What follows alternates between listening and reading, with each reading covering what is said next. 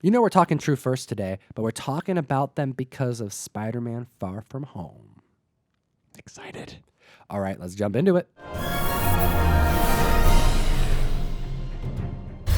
All right, so courtesy of CBSI comicbookinvest.com, they got a writer over there named Topher who provides a lot of great research. And one of the things that I really enjoy about looking into True First appearances is the hunt.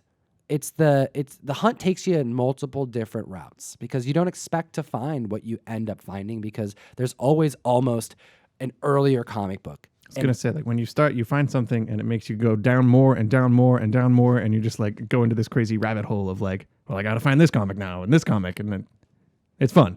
It's fun. It adds to the collecting hobby, and I think one of my favorite things is retcon appearances. How would you describe a retcon appearance? Let's see. A retcon appearance would be like if the company, the publishing company of whatever comic this is, if they want to, like, change something that is established about the character and they want to kind of set something different in place for the future. Path. Yeah, exactly. It can be like undoing something in the past that, didn't really work, or just a pretty big shift for a character moving forward. I asked Russ over at Mill Geek Comic, my personal comic book shop guy, and I said, yo, what's your favorite retcon appearance? I threw it out there. You know what he said? What do you say? He said Killing Joke. Oh, Batgirl. That's right. That makes sense. She got shot and in the Killing Joke. That's right. Spoiler alert. Paralyzed, became Oracle for a while, and was just kind of the woman in the chair. That's right. And it for was a long time. It was an established thing. It was something that collectors as well as Batman enthusiasts were dedicated to keeping the same because the success of Killing Joke, there's no way to say it without underestimating it. Yes, that's one of the most important comic books ever, I would say. And what happened? They fixed her. In 2011, in New 52, Batgirl #1. She's up and on her feet again, and Batgirl again, instead of Oracle.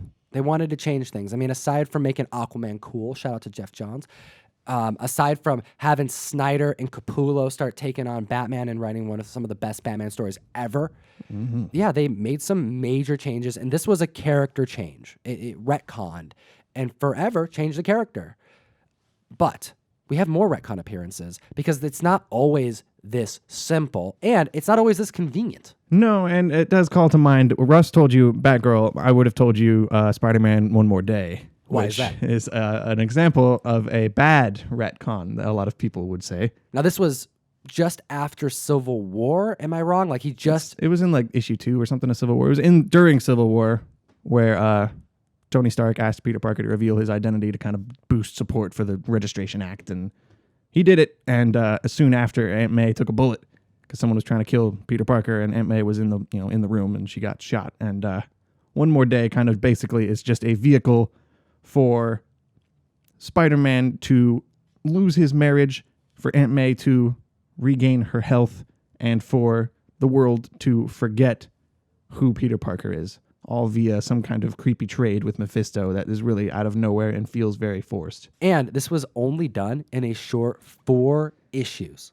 Yeah, you could tell when I read these a while ago, and you can definitely get the feeling that somebody above the writer and the artist are definitely kind of shoving this decision through.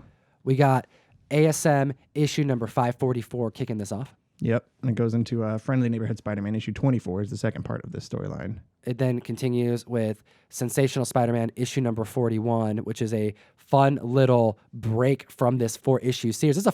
It's not very much, but issue number 3 is a like alternate universe issue in itself. So really, it's like 3 short issues, but how do they round it out at number 4? Yeah, it goes back to Amazing Spider-Man 545 for the finale there. And by the end of this, we have a single Peter Parker. Yep. We have a Peter Parker that no one knows his identity. So essentially Civil War and that big reveal, it was for nothing. Did not last very long. And a lot of Spidey fans complained. Yes, rightfully so, in my opinion. All right, so this doesn't actually make these comic books super collectible. There aren't a lot of people who are after them. If anything, you got people like Comic Tropes really complaining about it.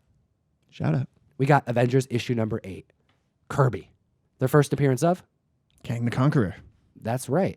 And it's in this issue where we actually get the origin story of Kang. We find out that he's a traveler from the future who is going through time causing a ruckus. And it's actually in this issue that we learn that we've actually seen Kang before. This time traveler from the year 3000 actually made his way into Marvel Comics a full year before Avengers 8. Now you would think, wait a minute, this is Kirby. Kirby is making this decision to make this a retcon appearance. So at what level do we give this kind of authority here? Because if the king says it's going to be made so. Can't argue with the king. And we have Fantastic Four issue number 19, Prisoners of the Pharaoh.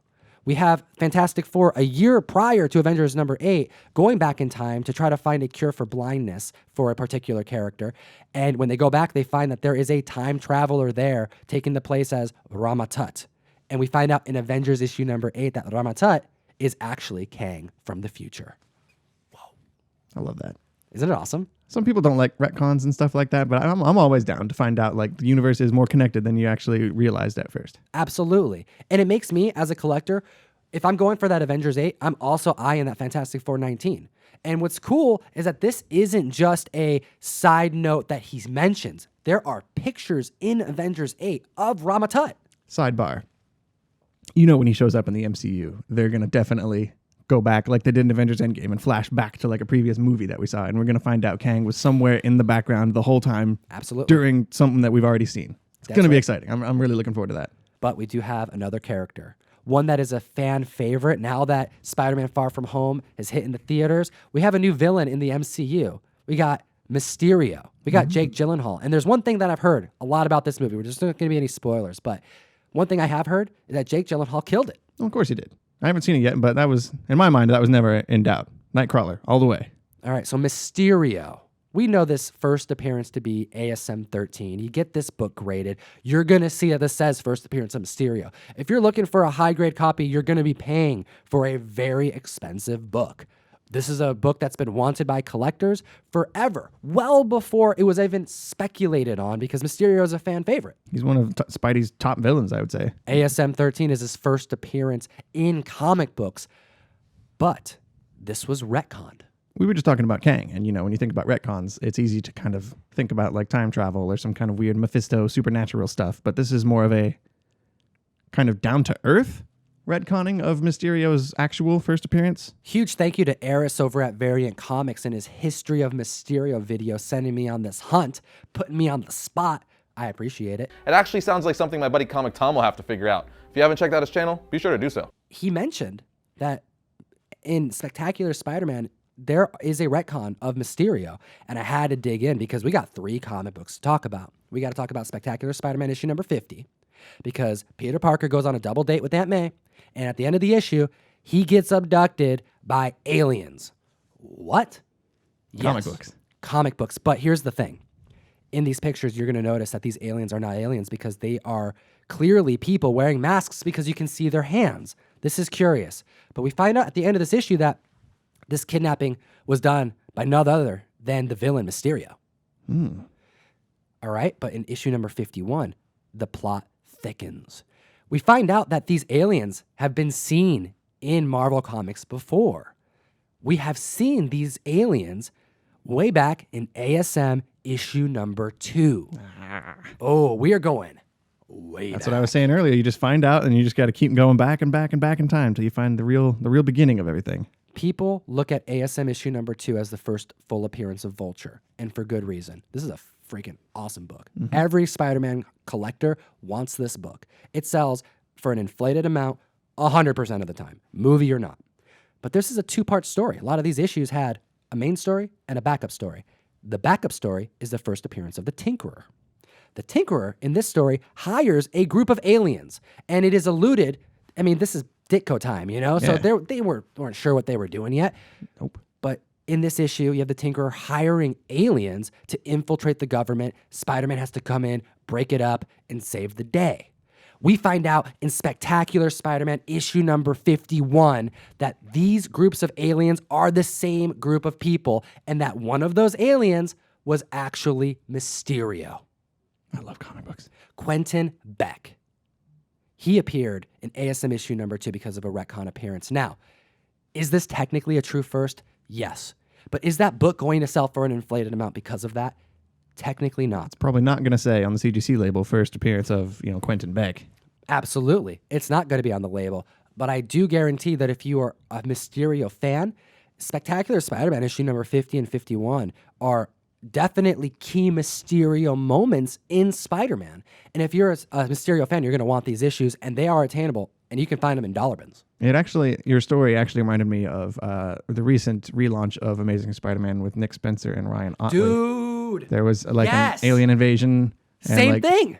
Spider-Man and all the Avengers had to fight all these aliens, and it turns out it was just Mysterio the whole time because that guy. I'm so stoked you've mentioned that because I does completely that. forgot that. Yep. Oh, comic books. I love it. All right, we have a giveaway from a True First video on Atlas Comics. Shout out to all the members of the community who are going on to Instagram and tagging us in their finds. We did, me and the Guru, a bunch of videos on Atlas Comics, and holy smokes, you guys have been killing it on the hunt. It's really cool to see members find really cool comics. They're way more attainable than I thought they would be. For super cheap. Yep. We have this first appearance of Wreckage in comics, the only published appearance of this Steve Ditko character that I went and hunted for you, the comic fam. And the lucky winner of this is Ted Gens. Ted, thank you so much for commenting on our video. We do a lot of giveaways. And if you want to participate in this giveaway for today, we have the Untold story of the Phoenix #1. Oh, super cool. I mean, Phoenix is one of those stories that is as... There have been some retcons, but this story is looked at as canon for a very long time. And even in canon, there are editorial changes that have taken place, and this issue gets into them. And if you want to get this comic book, comment down below. Let us know your favorite comic book on this list. Let us know if you found anything fun on the hunt this week. Shout out to CBSI, comicbookinvest.com, for putting together such great content. Thank you. Thank you, Eris, for the video idea. Thank you, Eris. And as always, Geek responsibly. enough said. Thanks so much for watching this video, comic fam. Sorry, I am a little under the weather. Probably getting Ryan sick as we speak. Yes! But we are doing a mystery mail call. The theme is Molten Man, Hydro Man. You know, it's Spider-Man Far From Home. We got a lot of awesome books going out. And if you want to sign up and get comic books from us, well, the link is in the bio. But you can also go to our new website, comictom101.com. You have until July 15th. Get on it.